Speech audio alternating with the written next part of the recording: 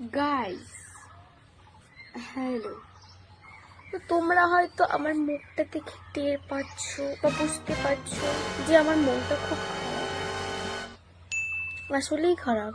আজকে না গাইস পেঁয়াজ রাখবে চোখের জল বের করার জন্য। আসলে আজকে না আমার গাইস এতটা তোমরা দুঃখ প্রকাশ করো না যাতে আমার চোখের জল বের হয়ে যায়। कौन है ये लोग?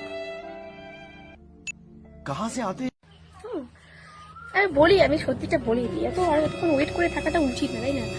তো আমি বলছি যে আজকে না আমার রেজাল্ট দেবে, মানে 11 থেকে 12 উঠবো গাইস, পাস করলে তো 7 সেমিস্টারের রেজাল্ট দিবে আজকে। যাবো একটু পরে স্কুল। এখন কয়টা বাজে? এখন বাজে 10:47, মানে ওই ধরুন 2টার দিকে আমাদেরকে যেতে বলেছে। তো ভাবছি রেজাল্টটা যদি গাইস যদি রেজাল্টটা আমার ভালো হয় তাহলে তোমাদেরকে আমি কোনো টেনশন নেই, যতজন ফলোয়ার্স আছো আমাদের, মানে আমার আর কি, সবাইকে এক টুকরা করে, মানে ওই ধরো বেশি না মিনিমাম 2 টোপলা মতন তো মিষ্টি পাঠিয়ে দিব।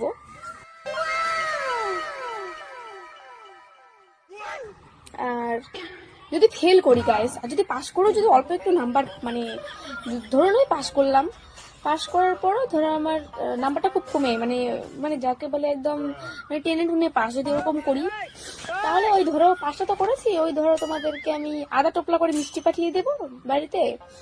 যদি আমি ফেল করি গাইস, এটা আমার মানে আমি মিষ্টি হয়ে যাব বাড়িতে, এটা বললাম না। আর মিষ্টিটা আমি হবো বাড়িতে গাইস, আর যদি ফেল করি মিষ্টি আমি হয়ে আমি তোমাদের বাড়িতে চলে যাবো। প্লিজ আমাকে তোমাদের বাড়িতে, আমাকে তোমাদের বাড়িতে জায়গা দিয়ে থাকবো। তো মানে খুব কষ্ট হচ্ছে গাইস, আমি এখনো দুশ্চিন্তার মধ্যে দিয়ে যাচ্ছি না, খুব এনজয় হচ্ছে কারণ আমার সাথে রেজাল্ট দিবে। ओ भाई मारो मुझे, मारो मारो मुझे, मारो मारो। नहीं ये मजाक हो रहा है, एक सेकंड यार।